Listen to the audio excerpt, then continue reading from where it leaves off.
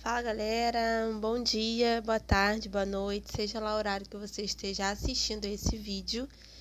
Bom, vamos dar continuidade à leitura do livro A Justiça é uma Mulher Negra, de Lívia Santana Vaz e Kiara Ramos.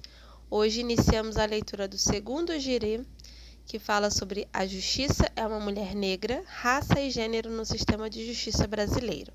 Antes de iniciarmos, eu já peço desculpas pela minha voz fanha.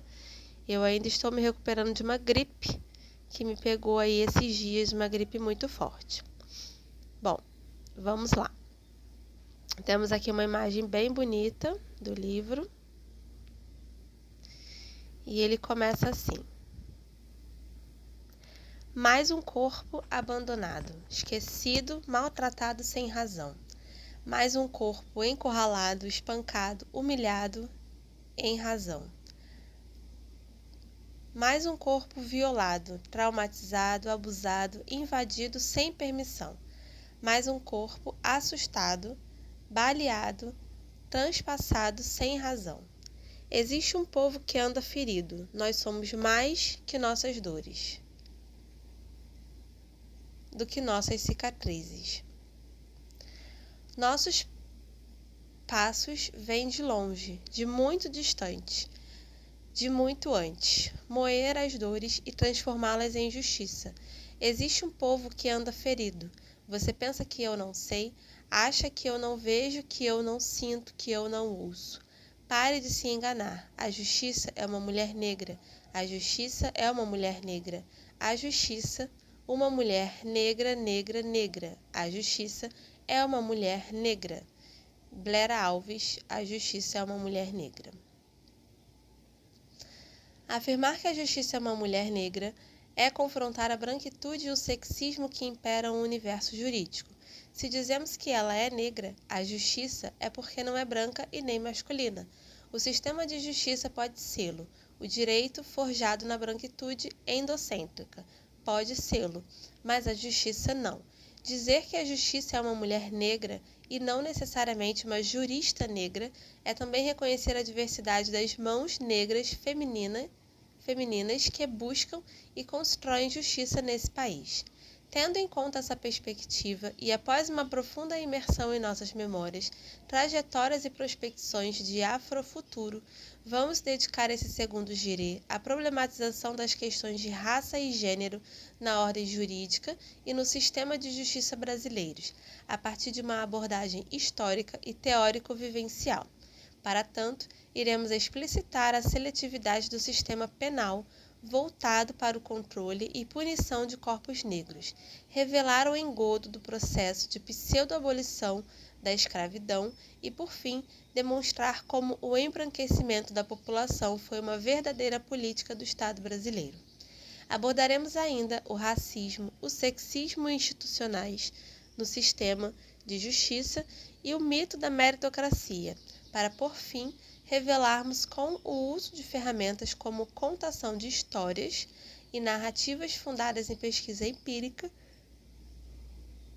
a experiência de ser uma mulher negra no sistema de justiça brasileiro, apresentando estratégias de enfrentamento concebidas a partir de nossas próprias vivências. A questão racial na ordem jurídica brasileira, da escravização e controle de corpos negros à escravidão em liberdade. Não há registros oficiais sobre o exato início da escravização negra no Brasil, maior receptor de pessoas africanas escravizadas do mundo. No entanto, no início do século XVII, o Brasil já figurava como o maior mercado consumidor de negras e negros escravizadas e escravizados nas Américas, absorvendo mais de 40% do total de africanas e africanos trazidos para o continente. Estima-se que no período compreendido entre a primeira metade do século XVI e meados do século XIX, mais de 5 milhões de indivíduos tenham sido traficados para a então colônia portuguesa. Nesse contexto, não se pode deixar de ressaltar o papel da Igreja Católica, instituição responsável por chancelar, estimular e abençoar a escravização perpétua dos inimigos de Cristo. Já no início da segunda metade do século XV, uma bula papal dava salvo-conduto e incentivava a empreitada escravagista nas Américas. Por meio da Bula Dum Diversas, dia 16 de junho de 1452, o Papa Nicolau V expediu a seguinte autorização ao então rei de Portugal, Afonso V. Nós lhe concedemos por estes presentes documentos, com nossa autoridade apostólica, plena e livre permissão de invadir, buscar, capturar e subjugar os sarracenos e pagãos e quaisquer outros incrédulos e inimigos de Cristo, onde quer que estejam, como também seus reinos, ducados, concados, principados e outras propriedades, reduzir suas pessoas à perpétua escravidão e apropriar e converter em seu uso e proveito e de seus sucessores, os reis de Portugal, em perpétuo os supramencionados reinos, ducados, condados, principados e outras propriedades, possessões e bens semelhantes. Com fundamento nos poderes conferidos neste documento, que foram estendidos à coroa espanhola em 1554, Portugal e Espanha reduziram milhões de pessoas africanas à escravidão. No processo de colonização brasileira por Portugal, Padre Antônio Vieira, associado aos missionários da Companhia de Jesus, apresentou relatos e sermões sobre as crueldades cometidas contra os indígenas e intercedeu em favor dos nativos, influenciando o conteúdo das leis portuguesas a respeito da questão indígena. Entretanto, no que tange às e aos negros africanos escravizados, Vieira pregava que estes deveriam se conformar com a condição de escravos, pois seriam escolhidos de Deus para a salvação. Os sermões 14, 14º, 20º e 27º, dirigidos aos cativos dos engenhos da Bahia e da Confraria da Nossa Senhora do Rosário, evidenciam essa posição do jesuíta. No sermão 14 do Rosário, por exemplo, Vieira buscava convencer os negros a aceitarem a escravidão, nada como um castigo, mas como um prêmio para a remissão do pecado original, o que lhes garantiria um lugar reservado no céu após a morte. De fato, não tivemos um Bartolomé de Las Casas dos africanos, como bem pontua Zaffaroni. A convicção generalizada sobre a inferioridade dos negros africanos, também no campo teológico, era de tal monta que não havia preocupação em justificá-la, o que levou a Igreja Católica a abençoar sua escravização em substituição às dos indígenas. A sanha por acumulação de riquezas, verdadeiro motor da filantropia evangelizadora do colonialismo, tornaram o fardo civilizatório do homem branco uma missão recompensada com extraordinária opulência, por meio das mais diversas formas de expropriação. Para Aimé Césaire, o grande responsável nesse domínio foi o pedantismo cristão, que instituiu uma desonesta equação: cristianismo igual a civilização, paganismo igual a selvageria, a partir da qual se seguiram abomináveis consequências colonialistas e racistas, cujas vítimas seriam os indianos, os amarelos e os negros. Em seu discurso sobre o colonialismo, Césaire aborda colonialismo, racismo e capitalismo como fenômenos intrinsecamente imbrincados e afirma que a Europa, cuja hipocrisia coletiva pretende uma inconciliável associação entre colonização e civilização, é moralmente indefensável. Diversos e dos mais cruéis imagináveis foram os artifícios empregados pelo colonialismo escravocrata para desumanizar nossos corpos. Emicida, na canção Esmalha, nos lembra alguns deles. Primeiro se sequestra eles, rouba eles, mente sobre eles, nega o Deus deles, ofende, separa eles. Da mudança de nome ao batismo forçado, os mecanismos coloniais foram evoluindo juntamente com a construção do aparato teórico, burocrático e coercitivo do próprio Estado brasileiro, sobretudo por meio da legislação, que na sequência será brevemente apresentada numa perspectiva histórica da ordem jurídica brasileira. Criminalização do povo negro. A balança da justiça nunca pesa o que devia. Quando eu era ainda menina, minha mãe me disse um dia: a balança da justiça nunca pesa o que devia. Não me curvo à lei dos homens, a razão é quem me guia. Nem que seu avô mandasse, eu não obedeceria. Paulo César Pinheiro, Toque de São Bento, Grande de Angola. O sistema penal, que para Zaffaroni institucionaliza o controle social punitivo, atua como estrutura seletiva de opressão, de um lado controlando, por meio da punição e do encarceramento, determinados grupos indesejáveis, de outro garantindo a segurança e preservando os bens e os direitos dos grupos hegemônicos. No Brasil, o sistema penal se estruturou desde o Império até os dias atuais, tendo por base o racismo e a necessidade de controle de corpos negros, o que será aqui abordado a partir de um elenco de normas penais pertinentes. Não sendo este o espaço para que se apresente uma compilação de todo o ordenamento jurídico brasileiro, envolvendo a questão racial, desde o período escravocrata até a mais recente fase de promoção legislativa da igualdade racial, iremos nos limitar a tratar sinteticamente da legislação criminal do Brasil, colônia, passando pelo Império até o início da República, abordagem suficiente para explicitar o que ora se afirma. Antes de possuir ordem jurídica própria, o Brasil era regido pelas ordenações do Reino de Portugal, as Afonsinas, Manuelinas e Filipinas, sendo esta última aquela que teve efetiva aplicação e maior tempo de vigência na colônia portuguesa.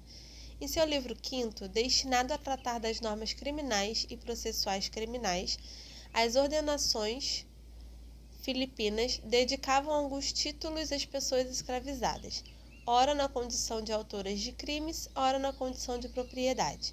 O título 41 aplicava ao escravo que matasse seu senhor ou filho deste a pena de decepação das mãos, seguida da pena de morte na forca. Ao escravo que ferisse seu senhor era imputada pena de morte, e aquele que empunhasse uma arma contra seu senhor, ainda sem feri-lo, ficava sujeito ao açoite público e decepação de uma mão. O título 62 aplicava a pena correspondente ao crime de furto àquele que encontrasse escravo fugido e não comunicasse ao seu senhor ou ao juiz da comarca no prazo de 15 dias. Já o título 63 estabelecia punições para quem ajudasse escravos cativos a fugirem ou encobrissem suas fugas, instituindo a dosimetria da pena conforme o réu fosse cristão, mouro ou judeu. É de se observar também que determinadas disposições normativas contidas nas organizações estabeleciam certos limites à propriedade senhorial sobre o escravizado.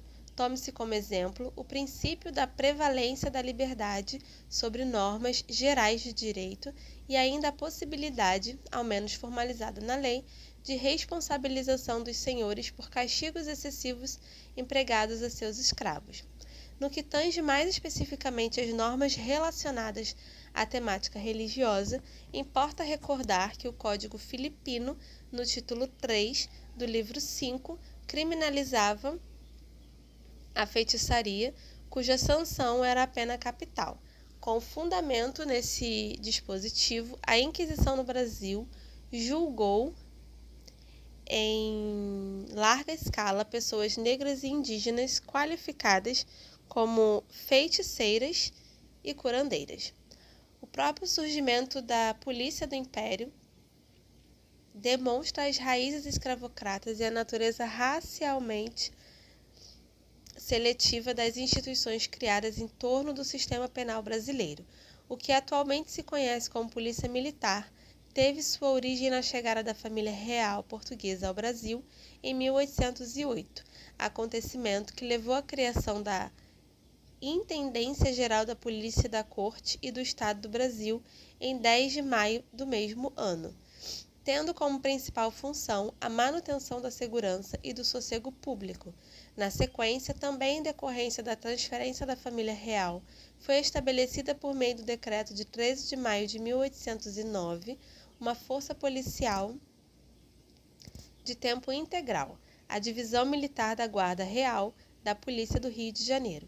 Esta, desde a sua criação, já se dedicava à captura de escravos fugidos e a ataques aos quilombos, tarefas que também eram realizadas pelos chamados capitães do mato, caçadores de recompensa que atuavam desde o século XVII no controle de escravizados. Na década de 1820, a partir da extinção da figura do capitão do mato no Rio de Janeiro, tal missão passou a ser exercida com exclusividade pelos soldados da Divisão Militar da Guarda Real, sendo inclusive essa a sua mais importante função no período. E se perdura até hoje essa função da polícia, né? Enfim. A primeira Constituição brasileira, a Constituição Imperial de 25 de março de 1824, com seu caráter liberal, de forte influência iluminista, precisava harmonizar o regime escravocrata com o tão aclamado princípio da igualdade, tendo, para tanto, lançado mão do conveniente artifício da ocultação. Nessa senda, o texto constitucional não mencionava em nenhuma passagem a palavra escravidão, muito embora garantisse a igualdade para todos nos termos do artigo 179, inciso 13. Por óbvio, as pessoas negras escravizadas não estavam abarcadas pelo vocábulo todos. No que tange à questão criminal, a Constituição Imperial aboliu expressamente todas as penas cruéis, inclusive as penas de açoite, tortura e marca de ferro quente. Todavia, na prática, a proibição não beneficiava os escravizados submetidos explicitamente por dispositivos do Código Criminal de 1830. A pena de açoite, apenas efetivamente abolida no país em 1886 pela Lei nº 3.310.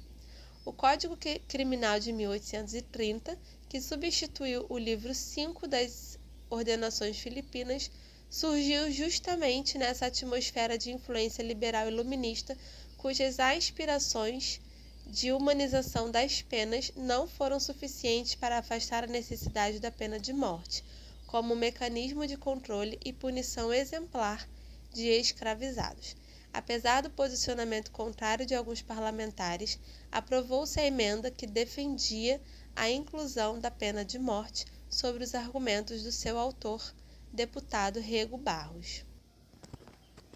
A pena de morte não pode ser impopular entre nós, observando-se que o Brasil não tem essas prisões seguras como os países onde esta pena foi abolida, assim como também esses não têm a numerosa escravatura que o Brasil encerra em seu seio. A pena de morte deve, com efeito, ser abolida nos casos políticos, porém, não nos casos de homicídio, e para conter a escravatura, pois que esta é a única pena que a pode conter. Para assegurar nossa existência contra os escravos. Assim, o capítulo 4 do Código Criminal de 1830 dedicou-se à disciplina do crime de insurreição, cometido quando da reunião de 20 ou mais escravos para obtenção da liberdade por meio da força, artigo 113, prevendo entre as penas a pena capital. As penas eram aplicadas proporcionalmente ao grau de importância da participação do escravo no levante, variando entre pena capital imposta aos cabeças da insurreição, ainda que libertos, galés, perpétuas, galés por 15 anos ou açoite. Em outra passagem, nos termos do artigo 60, o réu que fosse escravo e incorresse em pena diversa da pena capital ou de galés, deveria ser condenado à pena de açoite, sendo posteriormente entregue ao seu senhor, que era obrigado a trazê-lo com um ferro, pelo tempo e modo determinados pelo juiz.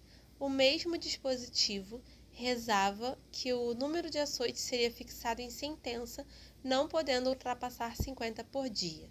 Em decorrência dos levantes de escravizados ocorridos nos anos que se seguiram à aprovação do Código Criminal Liberal, notadamente a revolta de Carrancas em maio de 1833 em Minas Gerais e a revolta dos Malês em janeiro de 1835 na Bahia, foi sancionada a Lei nº 4 de 10 de junho de 1835, que mirava exclusivamente os negros, os cativos.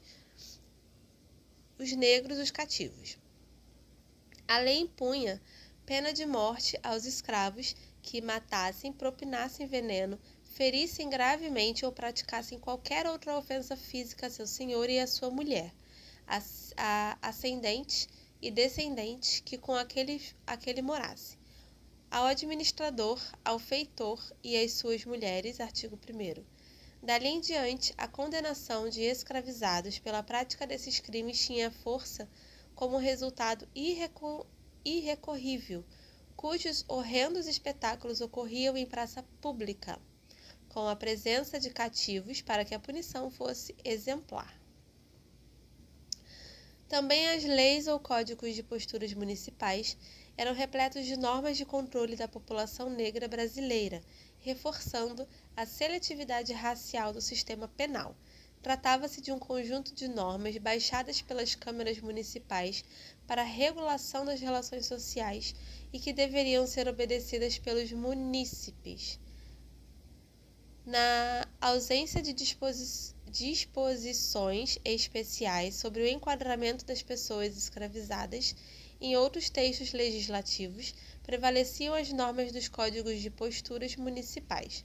Como exemplo, cite-se a Lei de Posturas da Câmara Municipal do Rio de Janeiro, de 11 de setembro de 1838, que proibia a venda e o uso do pito do pango, bem como a conservação dele em casas públicas, impondo aos vendedores a sanção de multa e aos escravos e demais pessoas que deles fizessem uso a pena de cadeia de 8 dias.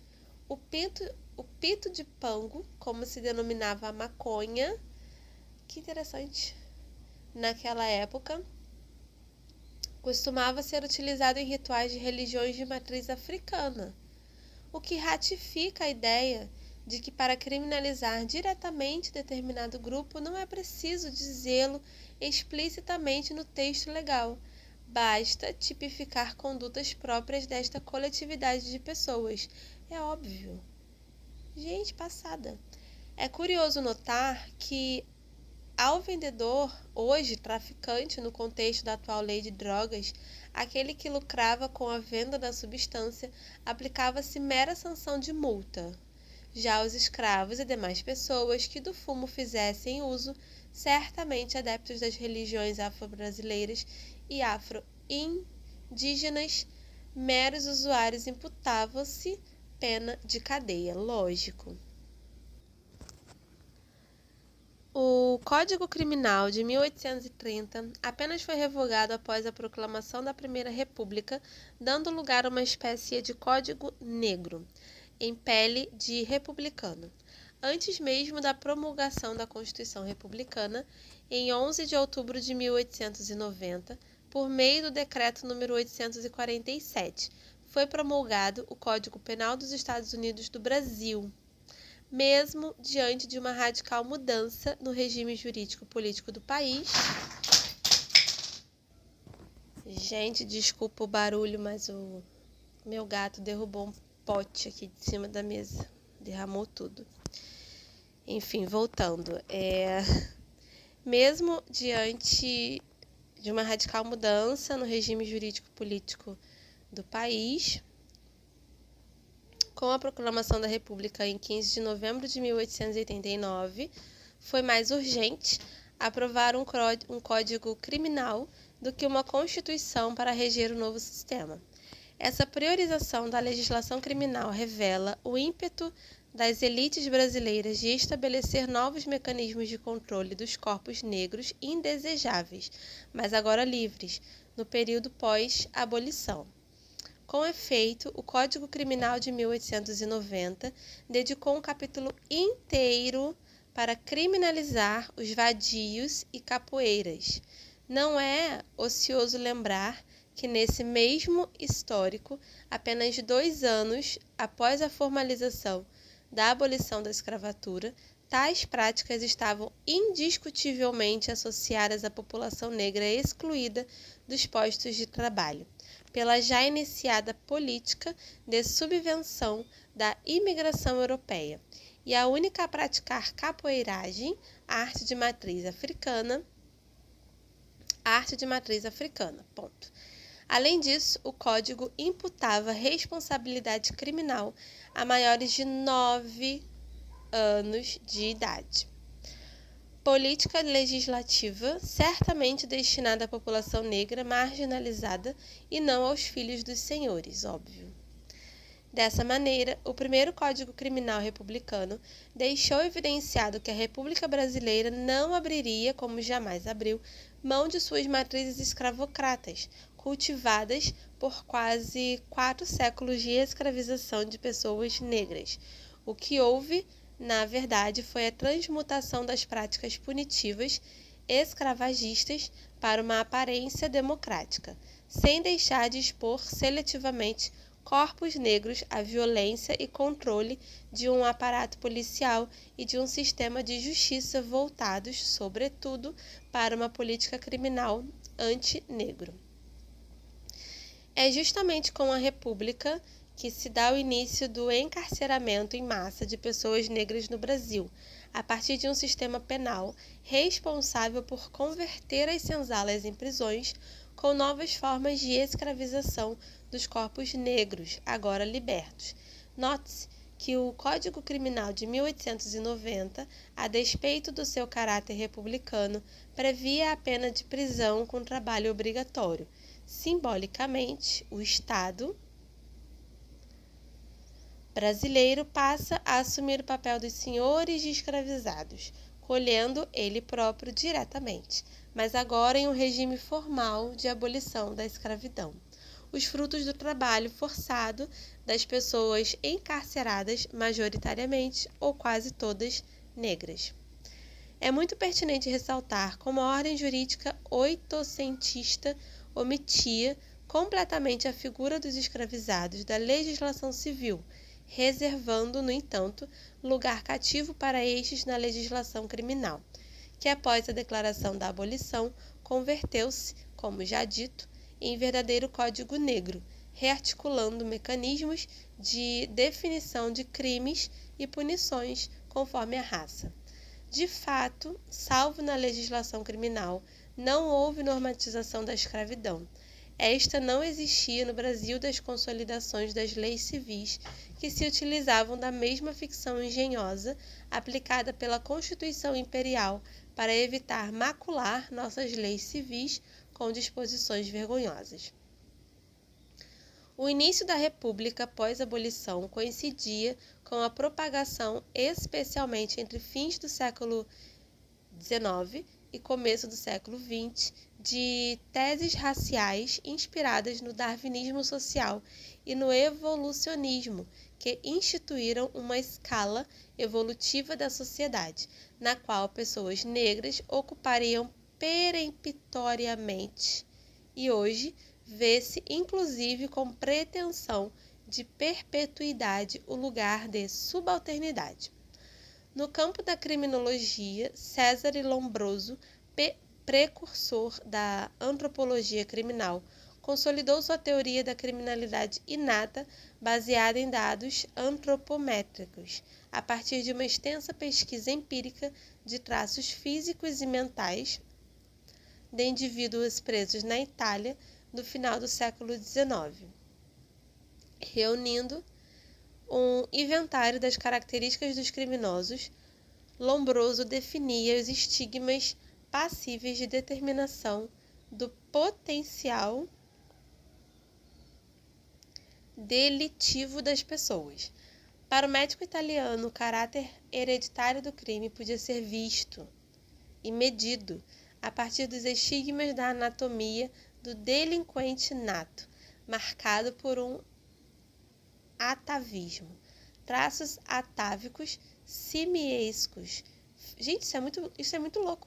Físico e mental, determinante da posição inferior do sujeito atávico na escala evolutiva. Sob esse prisma, para cada uma das dimensões psicológicas humanas, correspondia um particular sinal externo.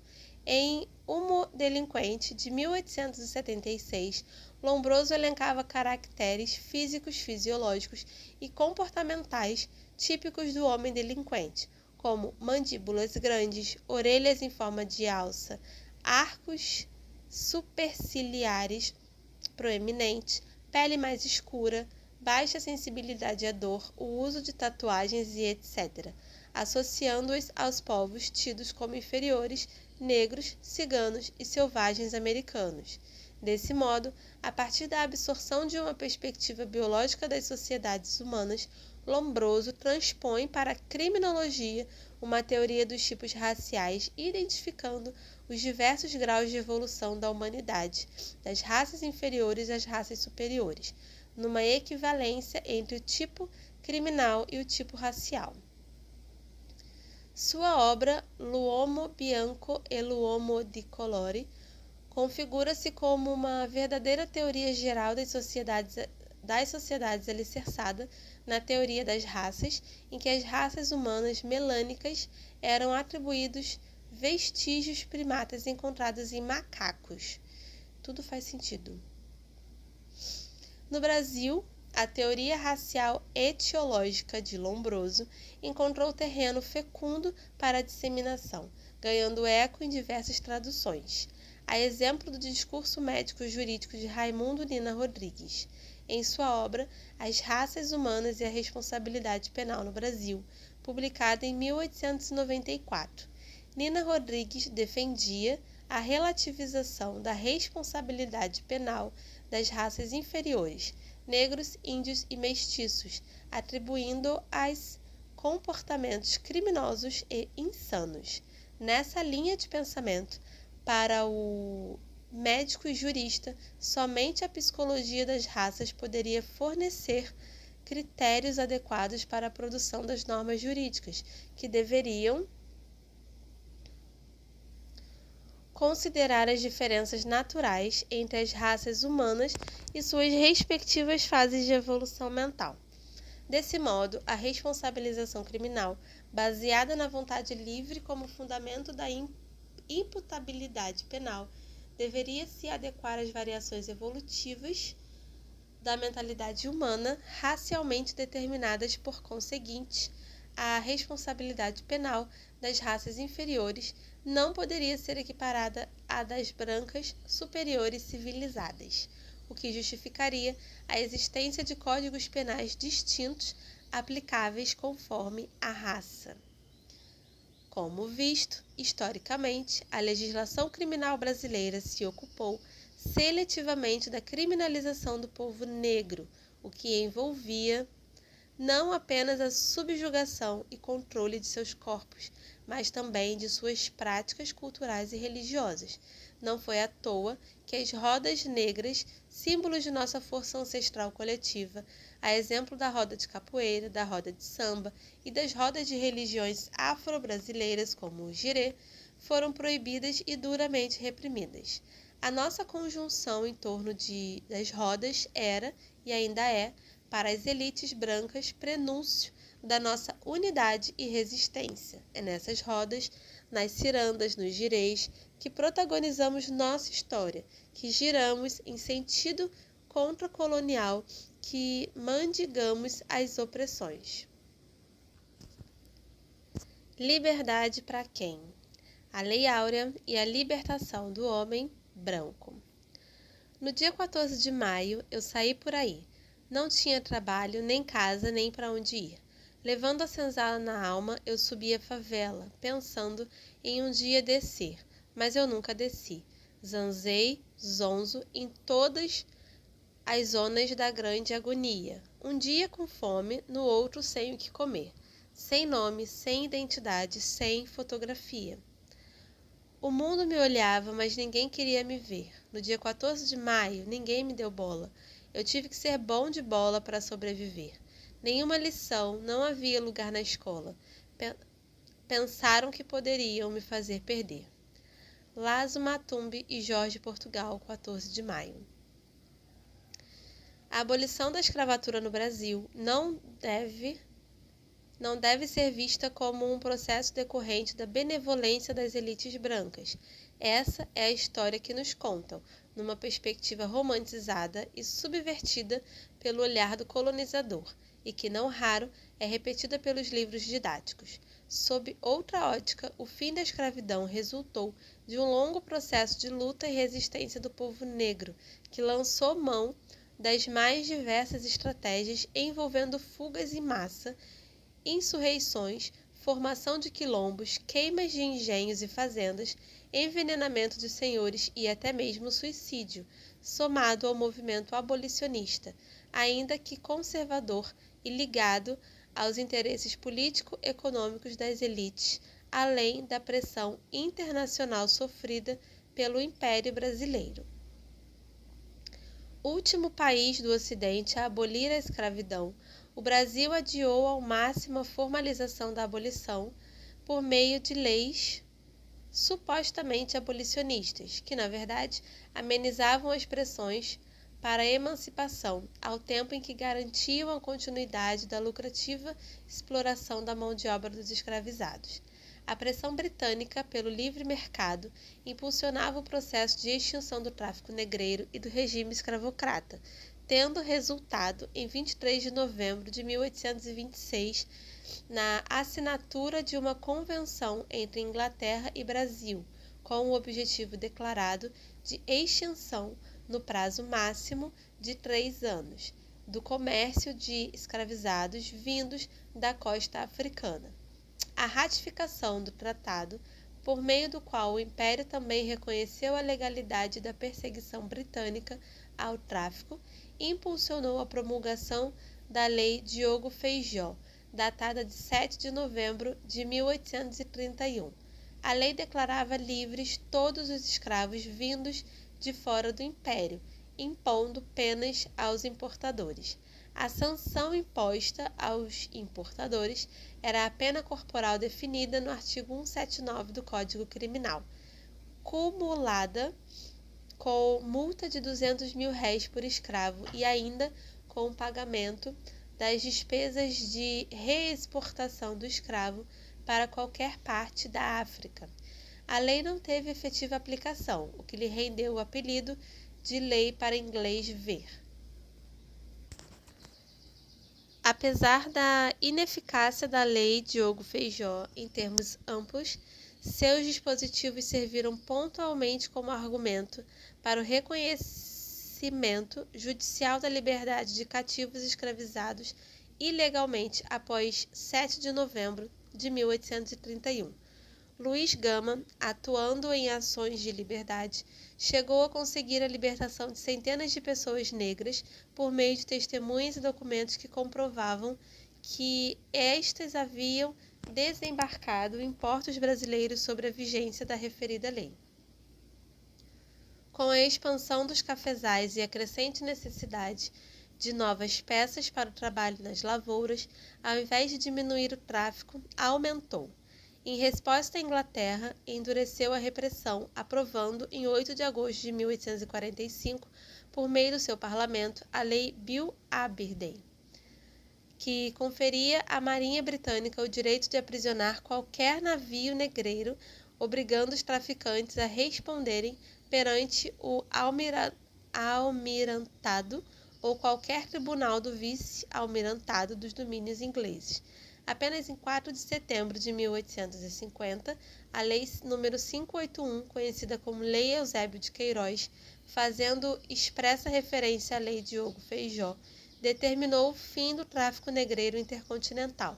que passou a ser considerado pirataria, sem, contudo, restringir a prática da escravatura no Brasil, o que gerou novos mecanismos de suprimento da mão de obra escrava, por meio do tráfico interprovincial. As pressões diplomáticas inglesas não cessaram e, associada aos processos internos de luta pela abolição, forçaram, em especial na segunda metade do século XIX, um gradativo e lento processo de extinção da escravidão no Brasil, por meio da edição de leis de caráter supostamente abolicionista até o advento da Lei Áurea. Nesse ponto, é fundamental lançar um olhar crítico sobre o abolicionismo no Brasil. Desde 1823, o anseio abolicionista já reverberava até mesmo no parlamento, quando se pretendeu incluir, sem sucesso, a abolição da escravidão na Constituição Imperial de 1824. O movimento abolicionista brasileiro apresentava divisões internas. A ala considerada mais radical defendia a imediata extinção do trabalho escravo sem qualquer indenização aos senhores. Já a ala conservadora pregava o fim do regime escravista por meio de medidas graduais, resguardando o direito de propriedade dos senhores, que deveriam ser indenizados pelo Estado. A campanha abolicionista ganhou novo vigor a partir de 1870, com o fim da Guerra do Paraguai, que empregou em suas forças milhares de combatentes negros sob a promessa de alforria como retribuição pelos serviços prestados. Assumindo o caráter de movimento político, muito mais do que humanístico e efetivamente emancipatório do negro, o abolicionismo brasileiro promoveu o apagamento do protagonismo negro na conquista da liberdade, conferindo caráter redentor e limitando ao processo formal de abolição à brasileira. Na realidade, o que se buscava era a emancipação dos senhores, do Estado e da sociedade em relação ao elemento negro, consumido até a última gota de suor e sangue pelas elites brancas, mas que agora, representando um empecilho ao progresso da nação, precisava ser de algum modo descartado. Nesse contexto, Joaquim Nabuco, tido como um dos mais proeminentes abolicionistas de seu tempo, pregava um abolicionismo institucional, marcado pela oposição entre nós, os brancos, e eles, os negros, sendo que estes, na verdade, eram tratados como massa de manobra, porta-voz das classes dominantes, e não dos escravizados. Nabuco foi capaz de defender, ao mesmo tempo, a igualdade dos negros e o branqueamento do povo, numa falsa e manipuladora proposta de conciliação das raças, ou melhor, de adesão dos negros, em prol da supremacia branca. Sob esse prisma, o dito abolicionista defendia um país onde todos sejam livres, onde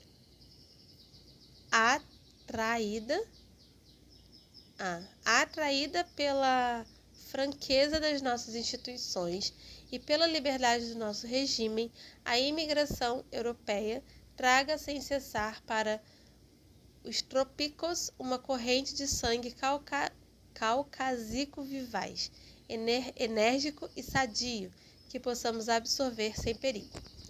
Desse modo, o abolicionismo brasileiro engendrou estratégias de manutenção do controle racial, preparando o terreno para uma transição segura e articulada com o ideal de embranquecimento da nação, concedendo aos negros uma liberdade arrastada e a rédeas curta, conforme os interesses da branquitude. Tratava-se, portanto, como nos recorda Luciano Góes, de um projeto esquadrinhado ao longo de 65 anos para uma abolição lenta e gradual, estrategicamente traçado via inúmeras leis para inglês ver, para que a liberdade chegasse pelas mãos dos brancos como um presente, empoderando o branco como paternalista e protagonista da luta pela liberdade negra, mantendo aquela passividade que dissolvia as tensões raciais, controlando, ao final, o negro e ignorando toda a resistência e luta negra. Foi, portanto, com esse respaldo de um abolicionismo elitista que uma série de leis de natureza supostamente emancipatória foram promulgadas rumo a uma gradual e protelatória abolição da escravidão. A Lei do Ventre Livre, Lei 2040, de 28 de setembro de 1871, também conhecida como Lei Rio Branco, declarava de condição livre os filhos de mulher escrava nascidos no Império a partir daquela data, sem, contudo, libertar suas mães. Na verdade, tratava-se de uma estratégia política para apaziguar os ânimos da oposição no período subsequente à Guerra do Paraguai. Todavia, de ventre livre, a lei só possuía mesmo o nome. É que seu artigo 1º, inciso 1º, estabelecia que os chamados ingênuos deveriam permanecer sob a autoridade dos senhores de suas mães, que deveriam criá-los e tratá-los, até completarem 8 anos de idade. Após essa idade, o senhor teria 2 opções: receber uma indenização do Estado no valor de 600 mil réis, ou se utilizar dos serviços do menor até que este completasse 21 anos.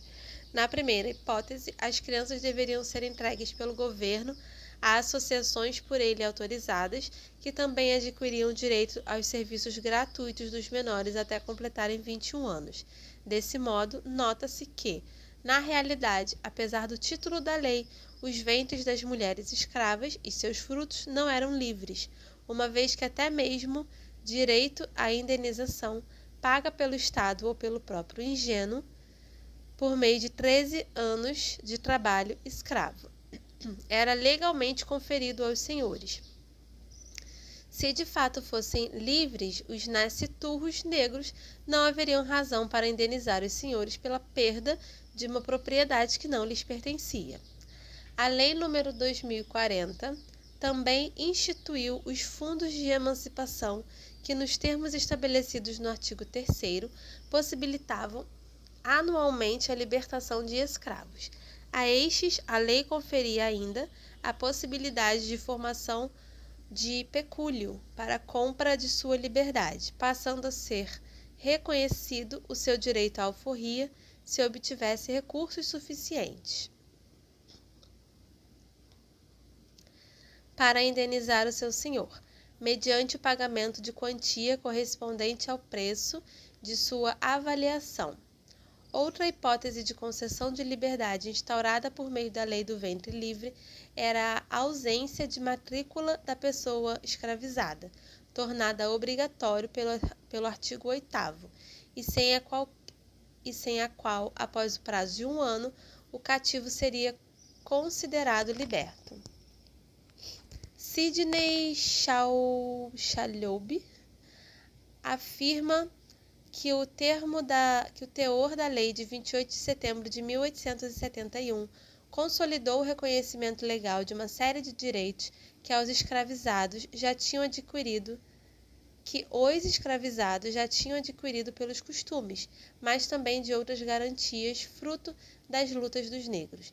Desse modo, as estratégias e lutas individuais dos cativos, por meio de disputas jurídicas, foram capazes de forçar o reconhecimento de alguns direitos, ampliando nos escravos as noções de cativeiro justo e injusto, orientando assim os pequenos, mas intermitentes golpes na estrutura que sustentava o edifício. Em 28 de setembro de 1885, foi aprovada a Lei Saraiva-Cotegipe, Lei nº 3.270, de 28 de setembro de 1885. Foi mais conhecida como Lei dos Sexagenários, responsável por regulamentar a extinção gradual do elemento servil. Nos termos do artigo 3º, inciso 10, eram considerados libertos os escravos de 60 anos de idade, completos antes e depois da data de início da execução da lei, sob a condição de que prestassem serviços aos seus ex-senhores pelo período de 3 anos, a título de indenização pela sua alforria. Salta aos olhos a inocuidade do referido dispositivo, quando se constata que a média de vida das pessoas escravizadas que trabalhavam no campo era de apenas de 10 a 15 anos, sendo raro que cativos alcançassem a idade prevista na lei. Ademais, segundo dados do Instituto Brasileiro de Geografia e Estatística, IBGE, a esperança de vida ao nascer da população brasileira, sem qualquer recorte racial, somente alcançou a média dos 62 anos, quase um século depois da Lei dos Sexagenários, em 1980. A Lei dos Sexagenários também complementou o Instituto da Alforria mediante pecúlio, já previsto na Lei do Ventre Livre, estabelecendo uma tabela de valores variáveis conforme a idade do cativo a serem pagos nas emancipações por pecúlio. Para minimizar os prejuízos aos senhores, os valores arbitrados pela lei eram superfaturados com relação às quantias que costumavam ser pagas a título de indenização nas ações de liberdade, dificultando o pagamento por parte dos escravizados, o que os levou a alegar doenças ou outras causas que justificassem a redução do valor previsto na lei. Enfim, em 13 de maio de 1888, a princesa Isabel assinou a Lei Áurea, que dedicou apenas 2 artigos para declarar extinta a escravidão, revogando as disposições legais em contrário. A tardia lei declaratória da inevitável abolição da escravatura apenas formalizava o que na prática já vinha se concretizando, desde o início da década de 1880, com as fugas em massa de escravizados e declarações locais de emancipação, além de outras tantas estratégias de libertação adotadas à época. Quanto ao destino dos libertos, nenhuma palavra. Não houve nenhum dispositivo ou posterior plano político voltado para a inserção social da população negra recém-liberta. Nenhuma reparação pelos quase 4 séculos de escravização. Ao contrário, o que se tentou logo na sequência, por meio do projeto de lei do Barão de Cotegipe, em 19 de junho de 88, foi a imposição ao Estado de indenização aos senhores pela perda de suas propriedades humanas, desígnio que, ao menos, não obteve sucesso. Passada a euforia da declaração da abolição, o dia 14 de maio revelou o sadismo hipócrita do abolicionismo brasileiro, marcando na história o conveniente esquecimento da secular escravidão impingida aos negros, mas estes não lhe deram chances de ou oportunidades para esquecê-la. A tão aguardada lei, na verdade, libertou o homem branco dos escravos, uma vez que, atirando os africanos e seus descendentes para fora da sociedade, a abolição exonerou de responsabilidades os senhores, o Estado e a Igreja, condenando o povo negro à escravidão em liberdade. Desse modo, fomos arrancados de África para os navios negreiros, dos tumbeiros trancafiados nas senzalas e destas atiradas à própria sorte ou azar, nas ruas, cortiços, morros e favelas, para depois, marginalizados e sem acesso aos mais basilares direitos, ainda sermos massacrados pelo encarceramento em massa e em outras tantas formas de concretização do genocídio negro.